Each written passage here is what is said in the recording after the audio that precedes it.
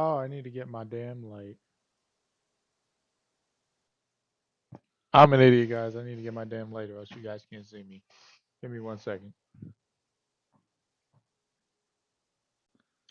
I mean, you could hear me now. You could see me, but like try to be somewhat of a professional. You know what I mean? Not look like a tool. So let me put on my professional spotlight so you guys can see my half ugly face. I actually think I got one of the best, low key, humbly. Yeah, I got one of the best facial structures in the fantasy community. All right, we here. Let's see how we look. Waiting on a little bit of a delay on my live. Let me go to my streaming software. Oh yeah, we're bright. We're lit. We're ready to go. Uh, hold on. Let me clear my throat and say welcome everybody to what is now the number one waiver wire show in fantasy football. Plain and simple. We just need to get this audio, get this audio cranked up a little bit. Hopefully, you guys can just compensate and turn up your headphones, speakers, whatever you're listening to. We're a little, it's just this crappy mic. I'm gonna switch the mic out pretty soon, but I'm just using this out of convenience. I don't really want to go through the editing process when it comes to this stuff, and to be honest with you, I'm really not doing much editing. It's just a lot of cleanups and stuff. But my goal eventually with both, the two format shows that we're doing, the preview show and the waiver wire show, is to bring you these shows live. We got a big turnout on watchers last week, not live, obviously, but you guys have really been tuning into this waiver wire show. 600 people. I mean, that's a lot of people, man. So, not because we have 600 people in the crib, but I do want you guys to. The goal is to hopefully we get some concurrent viewers, and you guys are able to chime in the chat. Obviously, if you can't get to me in the chat, we have the Discord group, which is $5 a month. You join, ask me any question you want, fantasy or non-fantasy. I mean, I got to start a channel for non-fantasy, but starts and sits, trade this guy, trade that guy, etc. It's all there. And then the $10 version, you get the write-ups, but really the $5 version, you get the book. You get to ask me whatever, and uh, you know, get a little entertainment as well. But anyway, guys, let's get into it. We got the waiver wire show here. We got a lot of players to get through, and we obviously start off every single show with what I call the shame on you segment. If you didn't pick up these players, or if these players are sitting on your waiver wire, shame on you. Okay, get a new league if these guys are on your waiver wire. How many? And we're already gonna. I know a lot of people are probably coming into this, not as enthusiastic. Man, quiet waiver week until it's not.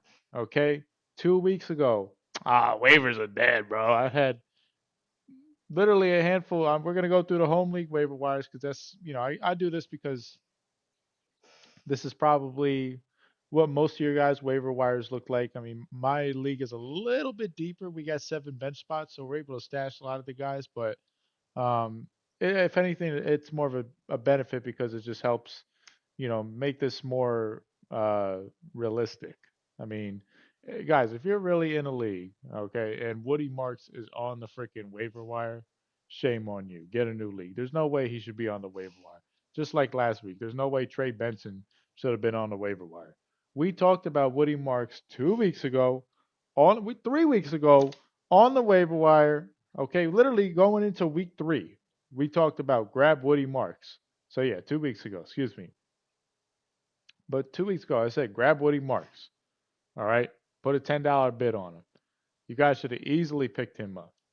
All right, and I didn't have him in this league because somebody else stashed him. But still, I mean, for most of you guys out there in your home leagues, the ship has sailed. All right, and that's kind of the point to this thumbnail. But while you're late on Woody Marks, there's still more players. Okay, injuries are still happening. Injuries are piling up. So with all these injuries piling up, yeah, these names aren't sexy, but a lot of new opportunities are going to present themselves, and we're going to get into it. So let's get through the shame on you segment before we get into guys that we're going to hold on. Make sure I'm on the right tab. Let me pull up my list. Let's get into the shame on you segment. Obviously, the first one being Woody Marks himself. Let's check what his ownership is. I mean, it'll skyrocket after today. But 40%, I mean, come on. Like, how is that? Come on, guys. I mean, how is that possible? How's Woody Marks 40 freaking percent? That's a damn shame. Literally increasing snap share, increasing touches. This is like this is honestly a reaffirmation, whatever, that, when you're in these backfields drafting with these veteran running backs, just take the rookie. Okay, always take the rookie. Last year, take Bucky Irving. Okay, take Tyrone Tracy. Take the rookie. It's probably going to pan out. And not only that, but if it doesn't pan out, who cares? What did you invest in it? Nothing. You cut them loose. Always take the rookie running back, guys. There's high upside. I mean, most of you already know that, but it's just another, example to reaffirm that entire point. So, Woody Marks, we already talked about him. No way he should be available. Another guy, shame on you if he's available. We've talked about him every single week. He's still sitting on waivers, which is ridiculous. Basil too, and he's finally over 50%. He's over 50%, even though he didn't really have a good game. He's probably There's a chance he'll probably bounce back to some waivers because people are tired of him. Stash this guy, okay? This guy's got ability. This guy's behind ETN, who's very injury prone. He's producing something with literally no snaps. This guy goes to 40, 50% snaps. You're going to see a big time roll, okay? Or obviously, you're going to see a big time roll. You're going to see big time production. That's what I meant to say. So, guys, if you have him, keep him stashed. If he's somehow there, stash him on your own bench. Literally, with all this, right? All these little snaps here. He's the running back 42. You don't think he could be a top 30 back if he gets some realistic snaps down the line? Especially knowing ETN's health. ETN's not going to last. All right. And I know I'm the guy I'm jealous because I was big on Tank Bigsby and yada yada, but I'm telling you guys right now, ETN's just not going to last. So get on to and stash him. All right. There's no way he should be on waiver wires anymore. Shame on you if he is. Next guy, we'll get into. We'll probably jump over to receivers. I mean, how many times am I got to go over this freaking guy? Alec Ayomanor. You know, what is he at now? Finally, another guy. Finally crossing 57%. So we can stop talking about him as well. We've already talked about him the last couple of weeks. Now, with Calvin Ridley out, there's a chance he's going to be the wide receiver one, even though that Titans offense is absolutely horrible. Um, this guy's, he's going to get targets. He's going to be on the field every single play. Just volume alone, he's a starter. But on top of that, he's a really good player. I mean, he just, Ward is still trying to figure out his way in the league. But if he's there, go get him. I mean, that's not even really up for debate anymore. We've already broken down Alec Yeomanor a bunch of times, and then one more guy we'll talk about, who I'm honestly I'm beyond shocked that he was like brought up as a new name this week. This guy should have been long stashed, but guys, if there's any way Romeo Dobbs is sitting on your freaking waiver wires, I mean, 46%, or who are we kidding? This guy's running 90% of the routes. He's on the field every single. He's the only Packers receiver that's on the field every single play. Even Golden, they're rotating all the guys. It's only going to get worse when they bring Watson back because they know they're going to want to get him on the field to run a bunch of nine routes. Um, but Dobbs is the only consistent. Okay, and beyond that, this guy's going into a contract year. I mean, I'd bid a lot of money if Domio Dobbs is sitting on your waiver wires. Now, in my case, he was a bench stash. I tried like hell to pull him from this guy before the game this week because I knew he was going to have a good game against the Cowboys.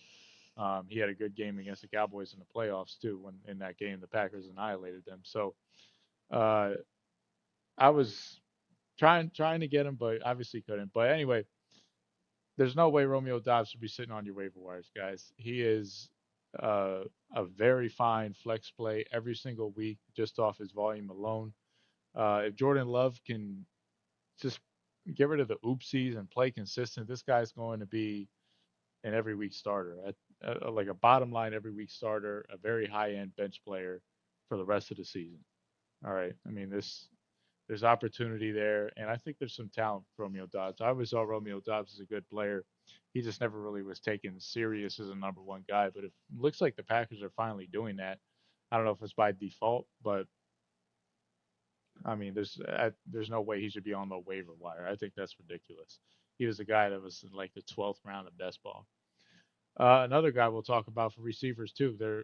He's still being like, well, I'm telling you guys when I and I don't want to get into. I've done a lot of it in the past, but I don't want to get into the whole just crapping on other shows and stuff like that. But I gotta be real. When I listen to them, I'm like, you guys are talking about this guy? Like, how is he a waiver wire guy?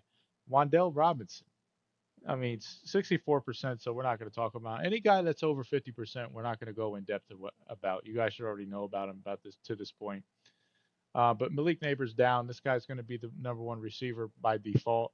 But even beyond that, before that, 28 points against the Cowboys, that should have been like a red alert to add him. He should have been a player that was like a 12th to 13th round pick, and you stash him for the entire season, no matter what happens. High floor type of player. Uh, you know, look at the targets. I mean, even on bad games, he's still getting somewhat of an opportunity. He's on the field almost every single play. This guy's a shifty playmaker, four-star recruit coming out of Kentucky. Had us a bunch of injuries early on in his career, but going into a contract year, he's in a contract year right now, looking to make some hay. And this guy's he's just off sheer volume alone. This guy's going to be, I think Sleeper has it right, a 12 point per game type player in 1 point PPR league. So no way he should be sitting on the waivers at all. And let's see if I miss any more guys on the obvious can't miss type of.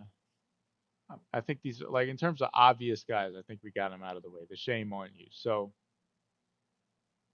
yeah, I think we got them all out of the way. So let's get into the guys that we're going to talk about for the actual waiver wires in the real leagues where you guys are hopefully playing in, not the leagues where Woody Marks is sitting on the waiver wires. And we'll go in order as we always do: quarterback, running back, receiver, and tight end. And we'll start off with the quarterback. So the talk of the town at quarterback is Jackson Dart. 10 rushes for 54 yards is really what you need to look at right here. The passing numbers are kind of whatever. He only threw the ball 20 times, so I don't think we could really measure this guy. But if he's going to get 10 carries a game, he's definitely worth rostering. I'm not really big on him just because if Malik Neighbors was still there, I'd probably put a big bid on Jackson Dart to be my backup quarterback. I kind of wanted to make a $1 claim on him last week because there was a lot of upside there. Even though I hate the Giants offense, I think the Giants are one of the worst teams to bet on for fantasy players as a whole. With the rookie first round quarterback, there's a lot of upside, and you want to take a swing on that over guys like Tua and Sunshine and Darnold and Spencer Rattler, etc. So um, the rushing alone, I think, is worth it's worth a stash for Jackson Dart. If you're down bad at quarterback, he's probably sitting on your waiver wires. You could stash him, okay, for a pretty low claim. I thought, you know, they just didn't really ask him to do a lot. They kind of played with the lead the entire time. It was a kind of an ugly game, but if that's how the Giants are gonna have to win, and you know he he showed some things athletically, but fantasy is it's what's proven to work in fantasy is when you have running quarterbacks, even if they're Justin Fields is a horrible quarterback. Let's just be honest, but fantasy he's very relevant because of all the running around. Even though Justin Fields had a great fantasy game yesterday against Miami. Outstanding fantasy day, over 25 points, I believe. He was garbage in real life. Garbage. Absolutely trash. But It's a totally different. It's one of those circumstances where reality and fantasy are very, very different. And Jackson Dart, I'm not saying is Justin Fields, but anytime you get a quarterback with at least 8 rushing attempts around that ballpark, you got to roster him. I mean, just because you're talking about, you know, being able to score in multiple ways, and even a game where, like a 20-point game where he's asked to do very little. Imagine the game scripts where they're down bad, like, filthy in 2 weeks when they're down bad and he's got to scramble around and chuck the ball down the field. Not going to be great for reality, but some points will probably come of it. So in the end, go ahead, roster Jackson Dart. I'm not putting a big claim on him, but if I need a backup quarterback, I'm not afraid to go out there and take a swing, $5, something like that. And then next, I've talked about him every single week. I'm kind of like, I was cheering for him after that Cardinals game, but these last 2 games, not so much. Benched at the end of the game after the Panthers got blown out. Bryce Young, I still think. I mean, you look at it's really the next 2 matchups for Bryce Young, Miami and Dallas. It's the best get right games he's ever going to have this entire schedule. You might get Jalen Coker back, which will help him out a lot. Legette's proven that he's not going to really be much of a factor. I don't know if you guys can see the depth charts. Let me lower myself a little bit. Yeah, there we go. But yeah, Legette's proven that he's not really going to be much of a factor. Renfro, So I mean, let's just hope that Bryce Young can really get going this week versus Miami. Carry it over to Dallas, show a little something. Excuse me, show a little something. And I mean, even the Jets. I mean, watching the Jets yesterday, their defense is horrible too. So these are really some. These next 3 games are get right games. These are probably the last few times I'm going to mention Bryce Young. I was big on Bryce Young in the offseason. I was expecting a year 3 jump, getting Ted McMillan there. I got a little hype about him, and it looks like I'm wrong again. I mean, he had the 1 game versus Arizona, getting all those points in garbage time, but that's fine with me. I'll admit I'm wrong with Bryce Young. I thought he was going to be a great pro quarterback, and it just hasn't turned out that way at all. But this is going to be my last hoorah, uh, tooting Bryce Young's horn. Pause. But this is going to be my last hoorah, giving him, hyping him up, whatever. And I'm cool with that. All right, so that's really all I got for quarterback guys. I mean, one guy I guess I'll mention too before we move on. I mean, Matt Stafford.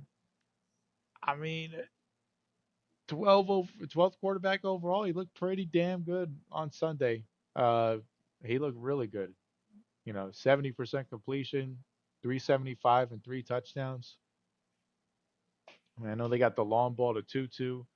Thing with Stafford is he has absolutely zero rushing. Um, but Stafford is really one of the last true uh, pocket passing wizard type quarterbacks. And I'm not really a huge fan of Stafford, but just considering how the bar has gone so low for these one progression, one read quarterbacks that are essentially running backs. I mean, with how low the bar's gotten now, it makes you appreciate a player like Stafford because once he's gone, and Goff and Dak and those guys are kind of out of the game, there really isn't going to be any more pocket passing quarterbacks. I mean, I guess you have Joe Burrow, if he's able to make it that much longer with all the injuries he's piling up. But I mean, there really isn't any more guys like that. I mean, just to really, who could truly read a defense, just you know, adjust on the fly, call out coverages, call out the incoming blitz, make go through reads, be like a true pro quarterback. I mean, you just don't see that anymore. And that goes to show why there's been a lot of bad quarterback play over the last few years. So aside from that, getting back to the fantasy side of things, I'm uh, I'm I'm into rostering Stafford as a backup quarterback. Okay, I'm not a belief in reality football that I think Stafford's a Hall of Fame player, but a lot of people think he is. I just don't. I will save the debate for later. But if he's a Hall of Fame player, I think he's worth a backup quarterback spot, right? Hall of Fame player sitting on waivers. Why not? I mean, look at your options, guys. You want to pick Carson Wentz? I don't. You want to pick Stroud? Hell no. You want to pick Flacco? I think we got benched. Darnold, Sunshine, Tua? Absolutely not. So probably your best bet at this point. All right, let's get moving on to let's go to some running backs. Talk about we got a lot of running backs to talk about, and then obviously some receivers as well. All right, so starting off at running back, we'll go through some more obvious guys. One guy that might have slipped through the cracks, he his partially shame on you is Rashad White. Bucky, and this is strictly because Bucky Irving's hurt. We don't know the severity of the injury, but I just read a tweet, and I'll pull it up here while I'm screen recording because I believe I could do that. Let me go ahead and get the report. Let's see, where's that weirdo Adam Schefter?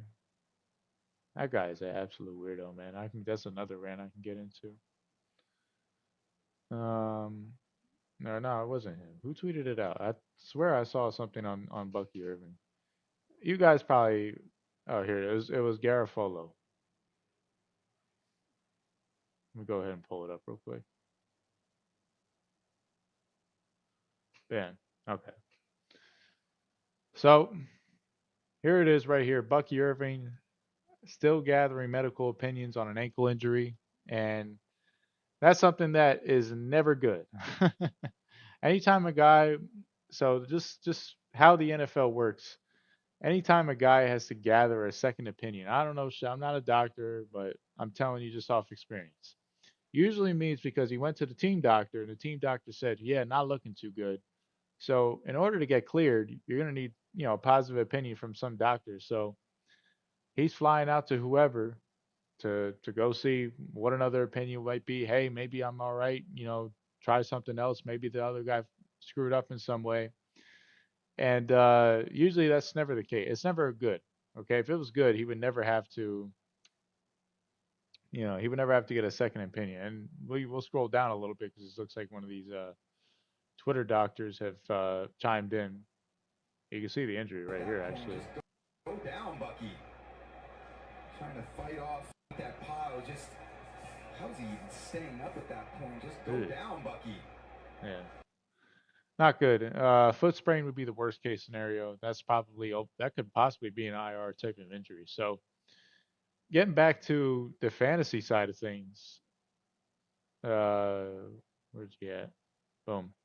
Getting back to the fantasy side of things, I think this is where Rashad White is absolutely, he could be a starting running back. Now, 45% ownership, he's probably rostered in a lot of leagues out there. Uh, so I guess he's sort of shame on you, but like Rashad White's not really doing much. So if you if he's out there, it's not a surprise either. So I was kind of in the middle with that, but 45 is a little bit higher than I expected. But I guess, that's actually a mistake because he's still getting volume even with Bucky Irving. He's still getting some receiving work too. I mean, Rashad White, I think, was a top 10 back in fantasy one year. Point being, guys, he is a must. He's probably the number one pickup right now. If he's on your waiver wires, he's the number one pickup. Just off that alone. So sprint to the waiver wires, throw down a big bid on him, especially if you guys are with zero RB, you're running back hungry, go get him. Now, the guy that's a lot more practical, in my opinion, you could probably throw a dollar claim on him is Sean Tucker. Sean Tucker's a nice player from Syracuse, entering his third year, mainly a special teams type of back. Never really got any snaps because, Bucky Irving and Rashad White. There's no reason for him to play on the field, so he'll just go to special teams. But you look at some games last year, 38% of the snaps, he had 14 carries, 136 yards. This guy's shown in just little sample sizes. I thought there was another game that he popped too, but little sample sizes. This guy's shown, and this is with all these games right here with Bucky Irving. I'm pretty sure maybe one of these guys missed for a little bit, but this is when Bucky Irving was popped. So this guy wasn't a starter, but with Rashad White, this guy can compete for starting snaps. So really, in real leagues, this guy is where I'm gonna go make the dollar claim and try to slide him onto the bench, especially in those deep leagues where he's definitely sitting out there. Really, all leagues. Go make a dollar claim, slide him onto your bench. See what happens. Okay, because this isn't. I mean, this isn't looking good for Bucky Irving. So um, I'll go ahead and take my shot there. Now, moving along, let's see who else we got. Now, a couple more obvious guys. I can't believe before we get into our real number one pickup.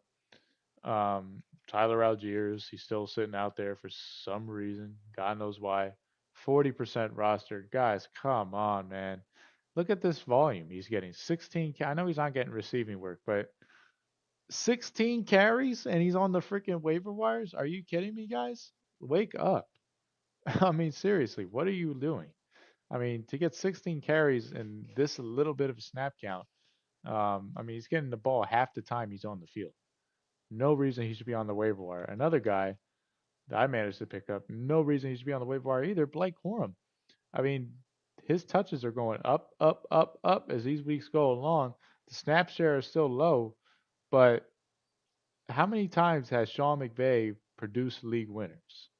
Cam Akers, Puka Nakua, Cooper Cup, C.J. Anderson.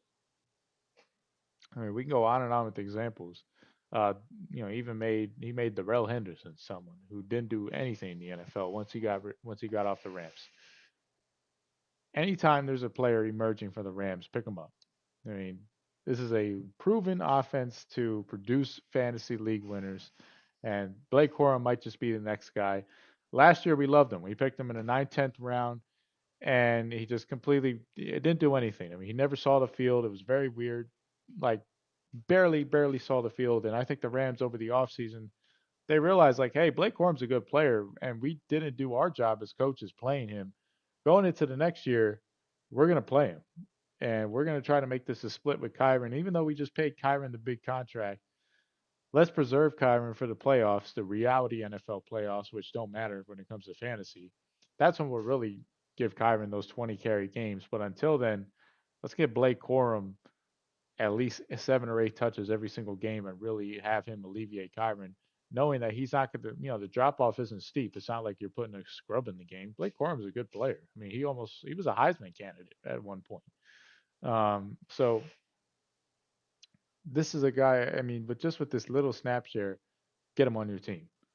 No ifs, ands, or buts about it. Get him on your team. There's no way 29% rostered is ridiculous. That's absolutely insane. All right, you should stash him for the rest of the year.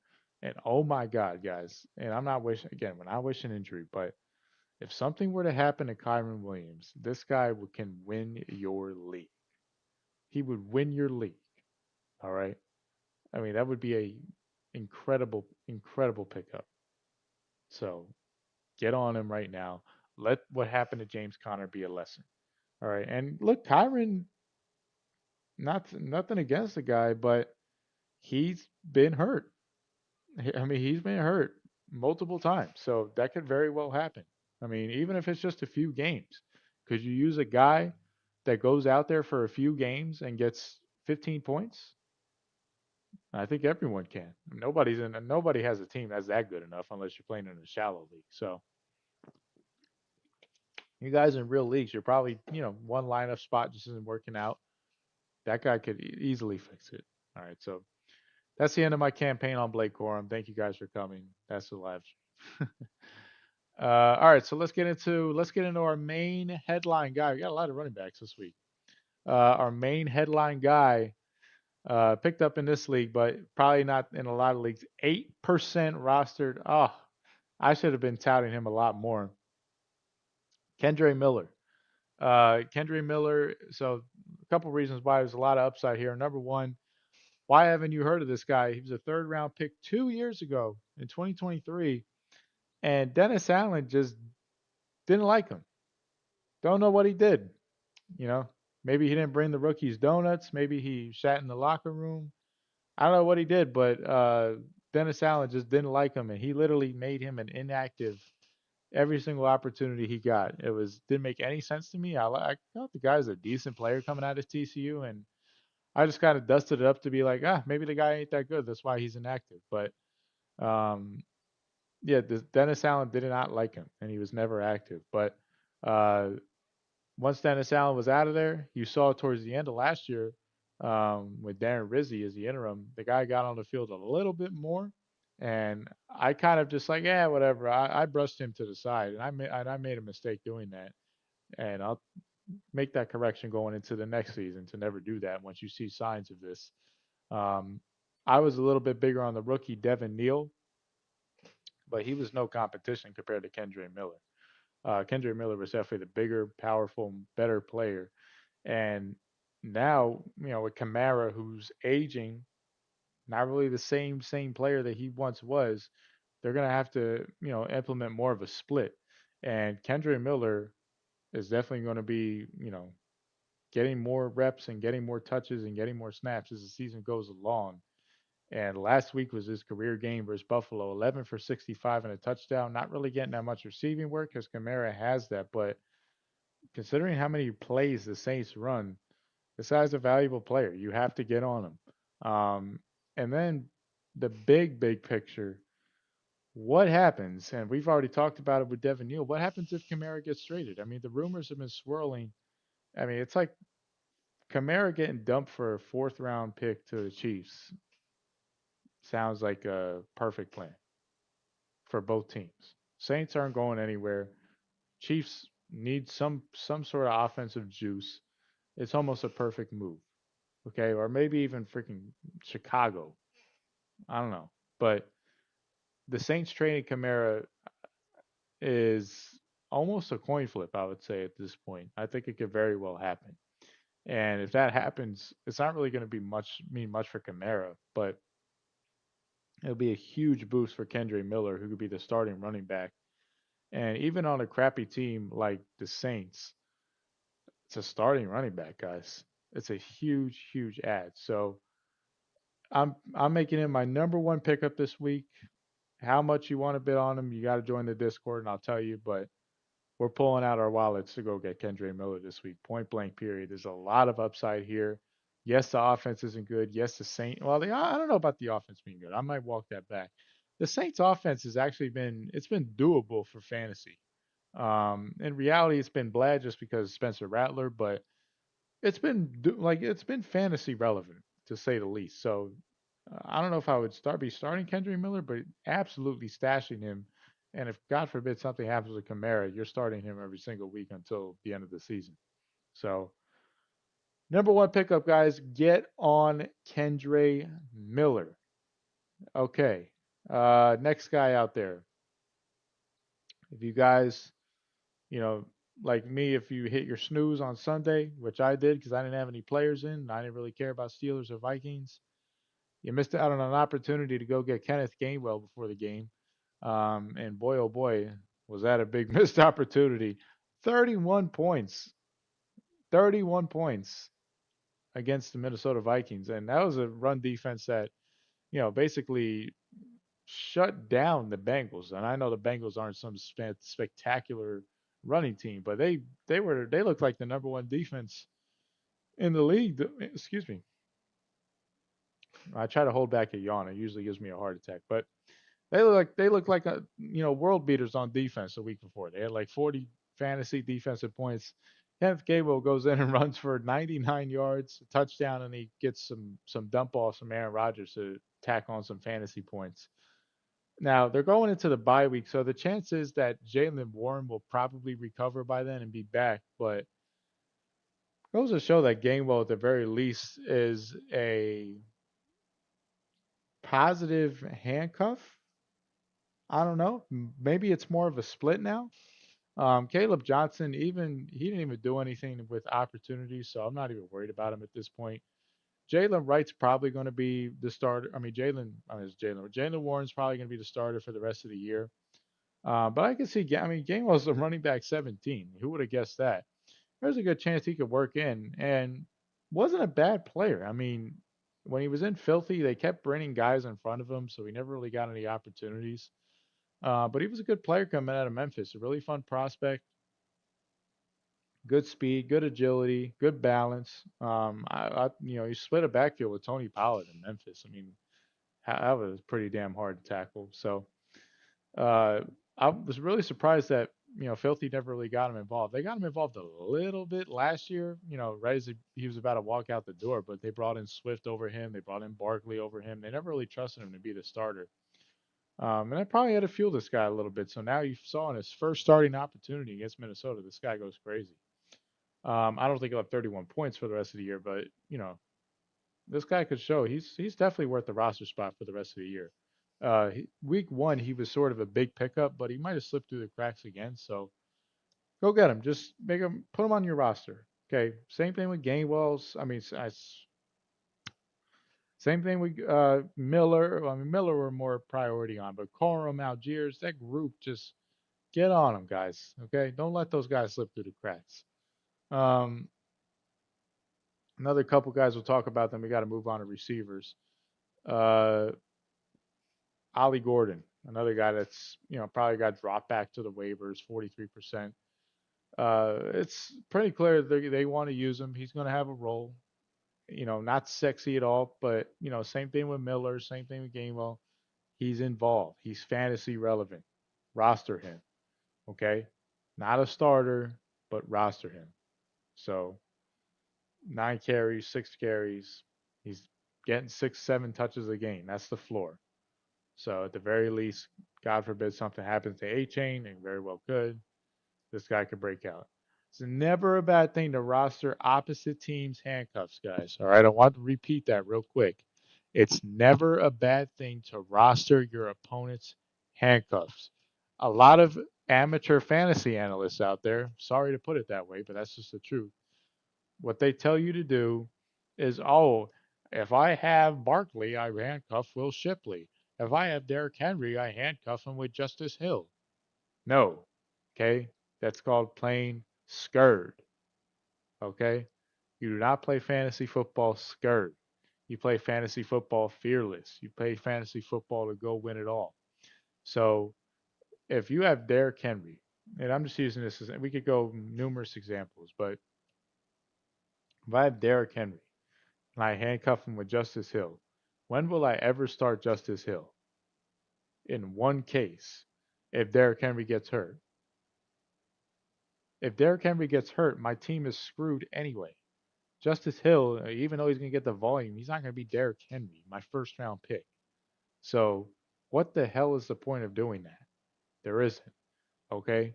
Meanwhile, in this case, if I had Derrick Henry and let's say I went double hero, Derrick Henry and I don't know, give me a second round run, Bucky, right?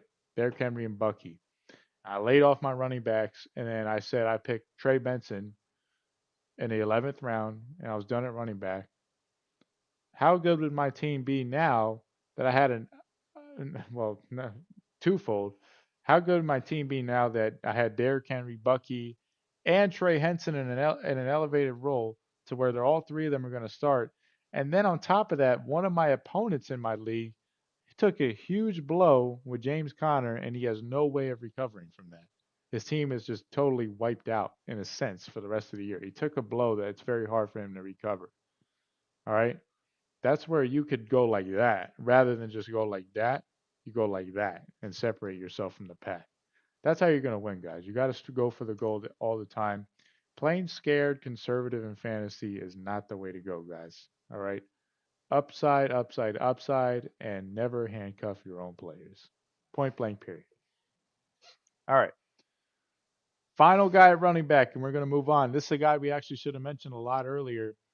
But as I'm talking about Trey Benson, I actually I read a tweet that Trey Benson might be banged up. And I don't know the validity to this. I'm going to try to see if I could pull that tweet back up. I need to start bookmarking these tweets. Honestly, this is kind of the good thing about, recording on OBS is I can just pull up overlays like that. I don't really have to go in there, do all this freaking editing to pull it all up. Let me see. Where is? I'll just look up his name, see what pops up.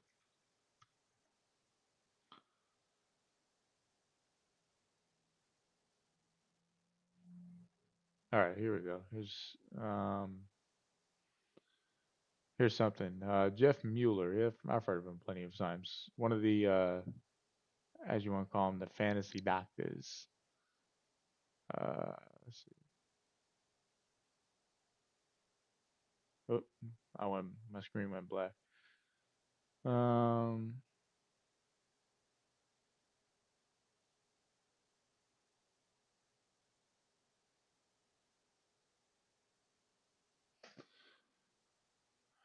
what's going on? I don't know. Something's up with that.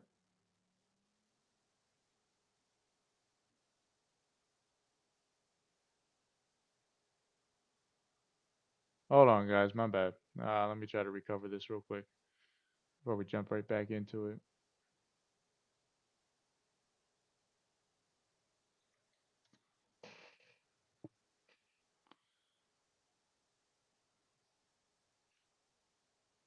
There he is. There. Boom. Boom. Boom. Boom.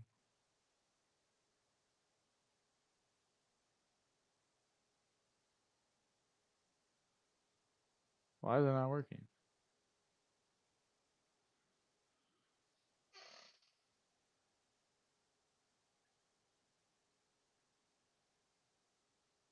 That doesn't make any sense. Why that's not working? Wow. And that's kind of the stuff that you want to cut out in editing, I guess. But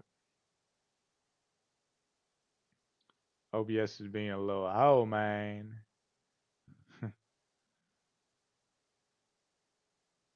Now I can't access the internet. Come on.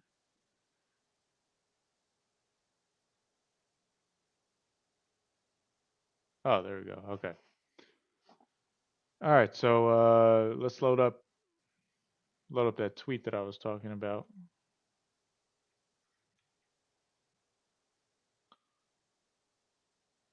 Bam. Apparently, Trey Benson missed the extra practice for Arizona. May have picked up an injury. Here's his last rush. Hard to see on the pile.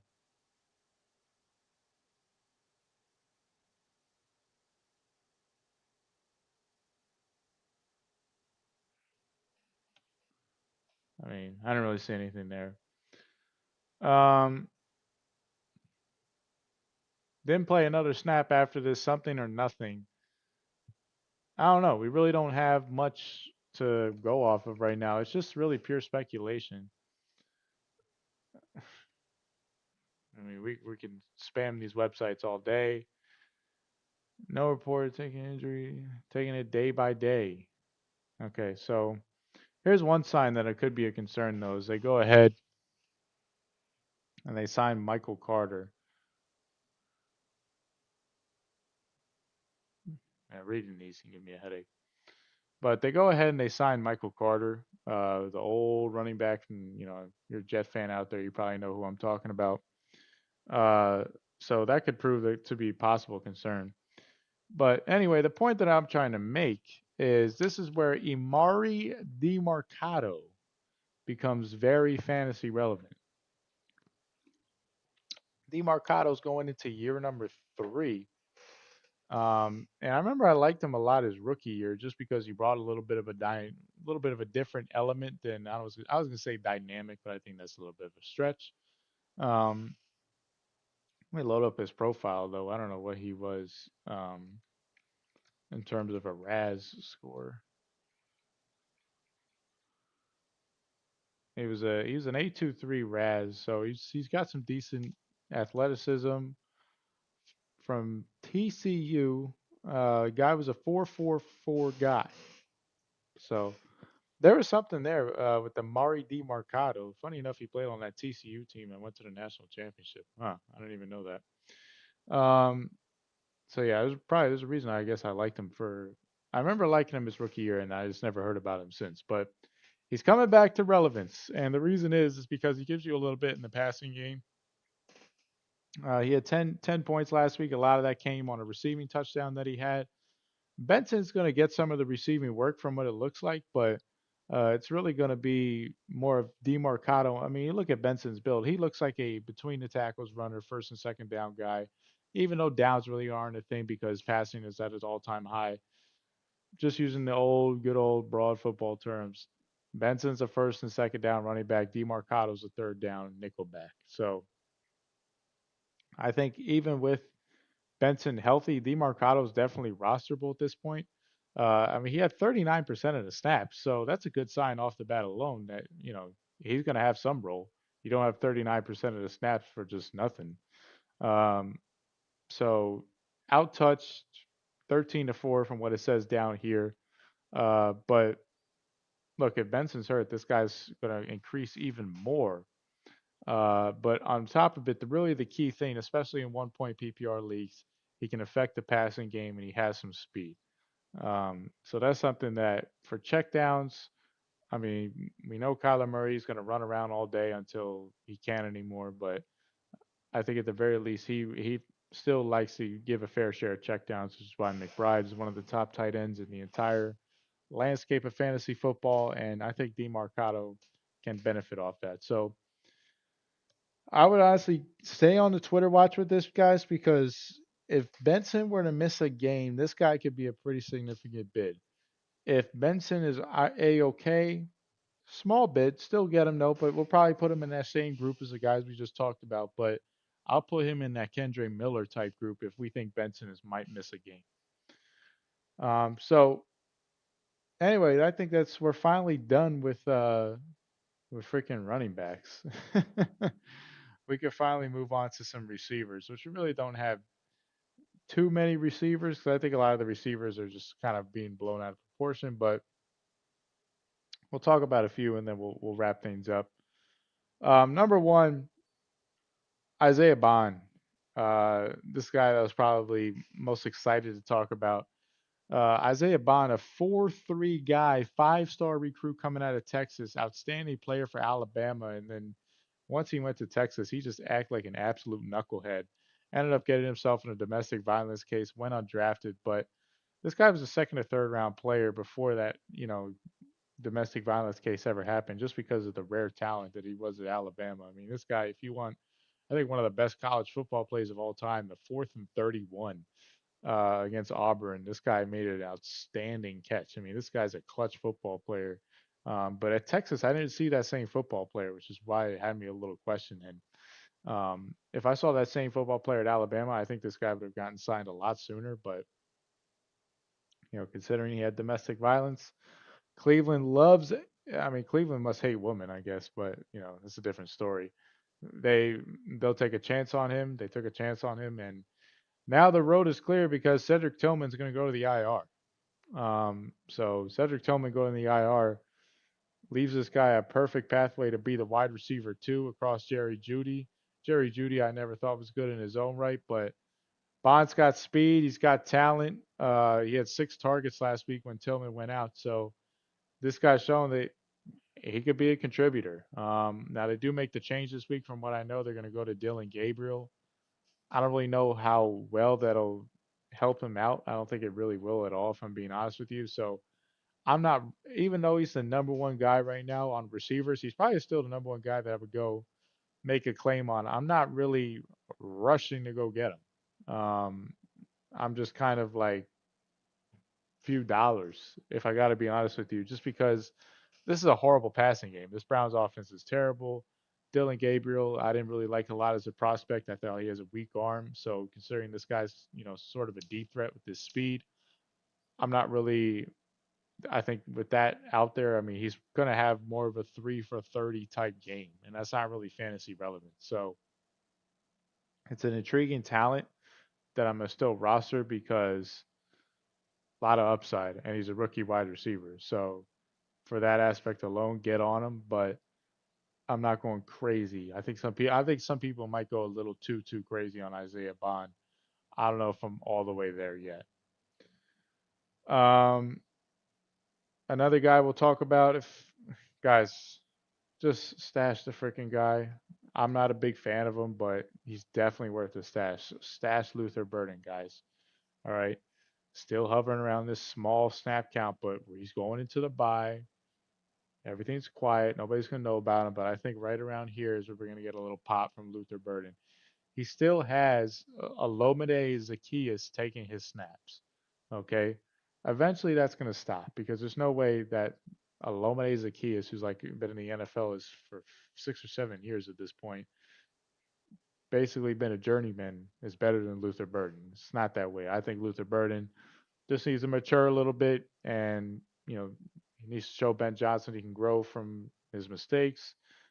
We talked about sort of the character issues that I touched on him in that two and two video I did earlier in the summer. You guys can go scroll back and find it if you want. In that same video, I got clowned for ripping Omarion Hampton, but I'm fine admitting I'm wrong on that. I mean, I kind of once the whole I thing with Najee, I kind of saw that coming, but we'll leave it at that. But Luther Burden, I think I wasn't big on drafting him in the ninth, 10th round, but for free, absolutely. Okay, that's totally different. We can cut this guy if he doesn't work out. Ninth round pick, you're like, damn, that's not a player you want to cut. But I'll go ahead and take my chances with Luther Burden right now uh, as a free pickup. Absolutely. Go ahead, stash this guy. He's probably the number one bench stash right now because there's games like this where he's going to get called on a deep ball and it's a big spike week. So for that alone, you're going to want to get on this guy. So get him now before you can't, guys. I mean, let's look at it like this: how many rookies out there? Ashton Genty, oh, he doesn't look too good. After Amarion Hampton after week 2, oh, he doesn't look too good. Now these guys are top running backs in fantasy football. All right, so always let's get the rookies, stockpile all the rookies right now, stockpile them up, and then down the line, uh, when they pop, that's where you're gonna want to have them, but you already have them. So they're probably the best guys on the bench that could possibly emerge. Last receiver I'll talk about, Jalen Coker. Um, if you have an IR spot out there, guys, stash him. It's not that difficult, okay? Just throw them on the. I don't know why people don't use their freaking IR spots. It's a roster spot. It's not just a spot you throw an injured player. It's an extra roster spot.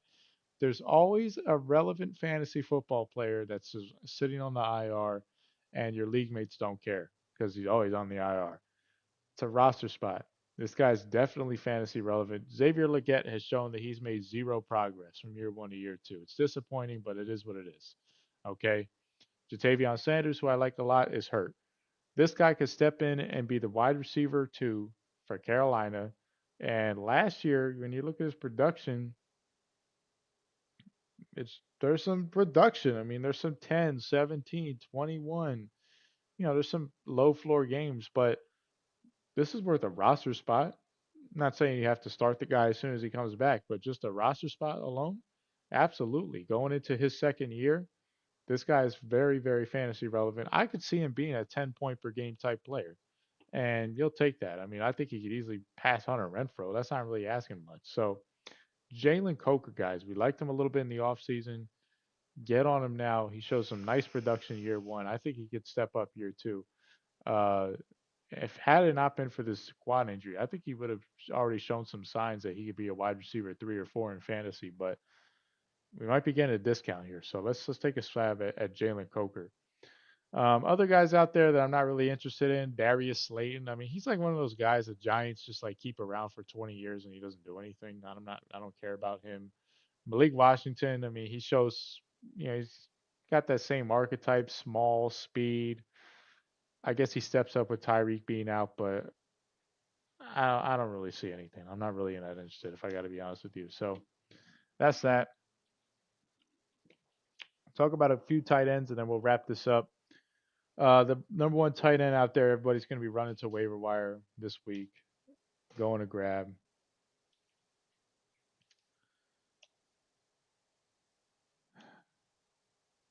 Darren Waller.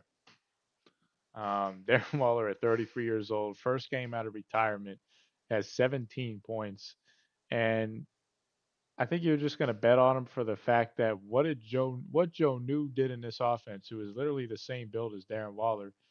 Darren Waller is technically more of a physical specimen than Joe New. I just don't think Darren Waller is the same player, the same player that he was on 4 years ago on the Raiders. I don't think he's that same guy. Um, Now, if he was that same guy, And I knew that for a fact. This guy, you send the entire bankroll towards to go get on your team. Right now, I'm probably sending a $5 to $10 bid to get Darren Waller. But um, the fact that he's has the same archetype as Joe Smith, which is exactly what Miami wants. They want speed. They want some basically a receiver at tight end. You know, with Tyreek being gone, I could see this guy getting a ton of targets.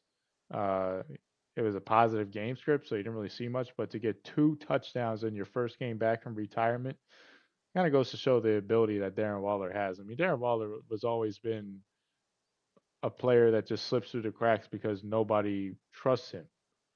Okay, and he really doesn't love football, for being honest. I think he got back into the game for the money, but um, Miami, Florida, I think he likes it down there. He could do his rap career on the side because nobody cares about football in Miami. That's why they're not really doing too well. So it's something. I would take a stab at Darren Waller because I could see him for the rest of the year not having a Joe New type of season, but sort of similar to that. And Joe New was like the tight end 4 overall in fantasy last year. So if you got anywhere close to that for off the waiver wires, absolutely go stash the guy. But it's just hard to take Dolphins players. It's hard to take Darren Waller serious. I've been burned by Darren Waller too many times. That's why I'm not rushing to get him. But you know, he's definitely worth the stab with the sort of situation he's in. Another guy I would definitely take a look at is Theo Johnson. He's been on the field consistently, and Jackson Dart has shown that he threw to Theo Johnson the most. Okay, I wish I got to save the tweet, but I saw a tweet where he threw to Theo Johnson the most out of any player. The play, really, the minute that Malik Neighbors went down, he was the number one target. Not Wandale, not Slayton. It was Theo Johnson, and he's got a perfect athletic build at tight end. Excuse me. 6'6", 260, and he runs a 4.5. The guy's got really nice speed. Great athlete, and he's a he could definitely be a friendly target for a very young quarterback. I mean, right before he was getting hurt, he was just hitting his stride 14, 7, 6, 10. For a backup tight end at the very least, I think you can see this guy, you know, make some hay. And then this year, increasing 1, 7, 2, 10. This guy's slowly getting better. I mean, he's only in his second year, 24 years old. I could see a very similar situation with his Johnson brother, if you want to call him that, Juwan, where a rookie quarterback is just checking the ball down, checking the ball down, checking the ball down, and this guy's going to eat up a ton of those targets, and that's fantasy points. And it's corny, but if he's going to get a bunch of checkdowns, you got to get this guy on your team. I think this guy can be a little bit more than that too. I think he can be a vertical threat, but to see that many targets, you know, 30, I think it was like 30% of the targets. It's a lot of volume there. And considering the Giants are probably going to be behind in most games, this guy is definitely going to be fantasy relevant. It's not a lot of competition right here. Slayton ain't that good. Hyatt ain't that good. Wandell's solid, but you know, this guy can step up and be a big time player. So I would honestly say Theo Johnson is probably my number one pickup this week at tight end. Uh, Another guy who's also, this will probably be the final guy we'll talk about. He was on surprisingly didn't make it through the cracks, but probably did in a lot of your guys' leagues. 11%. Go get Mason Taylor. I mean, we talked about him plenty in the offseason. I got a TikTok that went viral talking about it. His mom even liked the video and messaged me. Shout out to Mama Taylor out there. I don't want to expose her, but uh, Mason Taylor uh, was an ultra reliable player at LSU. He caught a ball in every single game, broke the LSU tight end records, best tight end they've ever had in their program's history. And nothing sexy about him. Not fast, good size, but not nothing crazy.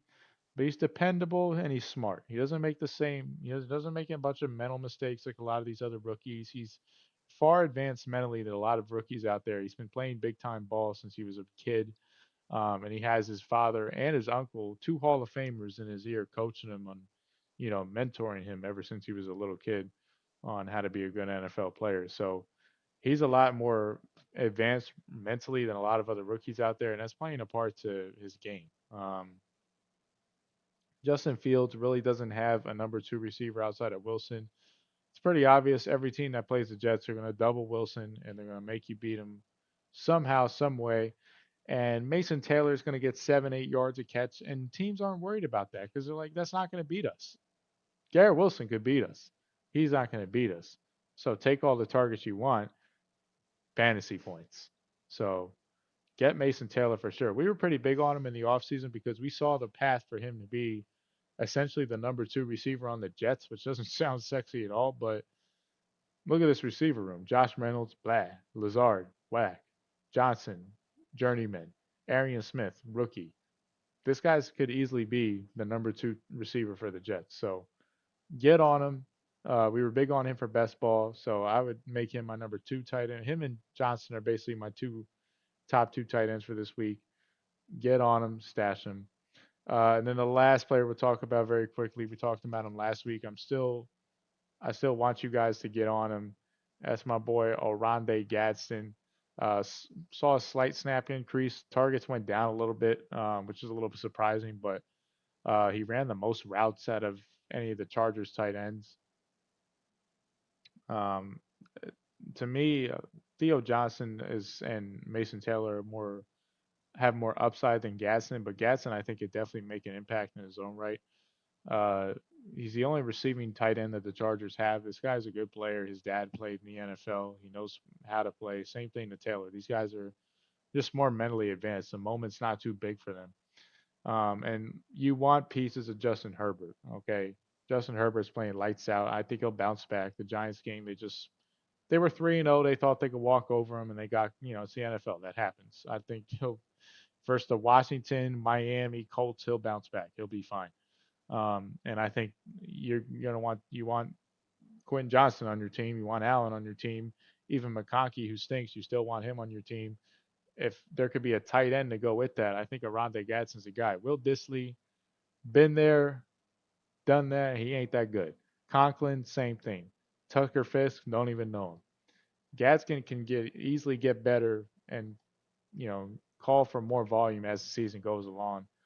I'm going to take a swing on Aronde Gadsden right now. I was disappointed to see these numbers not at least get back to where they were, considering the snap increases and considering the fact they were in a negative game script. But I'm going to still take a stab on Gadsden because it's a perfect role. And I think a lot of people around him have the confidence in him. So there you guys have it. An hour. Okay. Rewind it. Do what you got to do. An hour of waiver wire pickups. Go put your claims in. Go kill it. Go join the Discord. I don't want to hear no, oh, I didn't get this guy. We're, guys, the way I have this set up is you pick up the waiver wire, guys, 2 weeks, a week before everyone else is on them for cheap. Okay? Yeah, you're going to have to make some big bids for some players that slip through the cracks, but Woody Mark should have already been on your team. Okay? A Yomanor should have been long on your team.